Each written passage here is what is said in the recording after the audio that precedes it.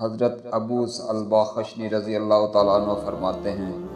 کہ حضور اقدس صلی اللہ علیہ وآلہ وسلم ایک مرتبہ سفر غزوہ سے واپس تشریف لائے۔ آپ نے مسجد میں جا کر 2 رکعت نماز پڑھی اور آپ کو یہ بات پسند تھی کہ سفر سے واپسی پر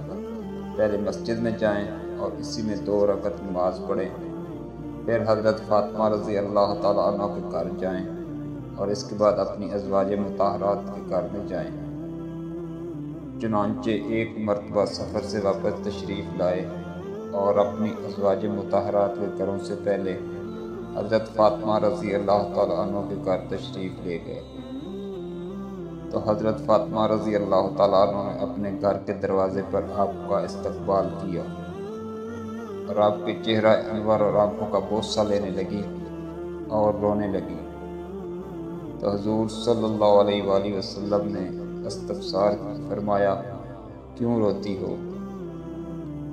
انہوں نے عرض کیا، یا رسول اللہ صلی اللہ علیہ وآلہ وسلم،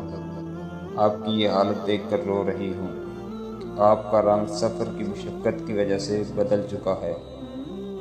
اور آپ کے کپڑے پرانے ہو گئے ہیں۔ یہ سن کر آپ نے فرمایا، اے فاطمہ مت رو، اللہ نے تمہارے باپ کو ایسا دین دے کر بھیجا ہے جس کو اللہ روئے زمین کے ہر پکے گھر میں اور ہر کچے گھر میں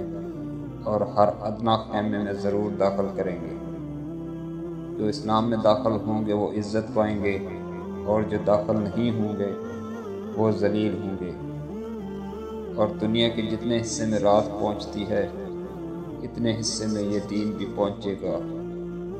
یعنی ساری دنیا میں پہنچ کر رہے گا۔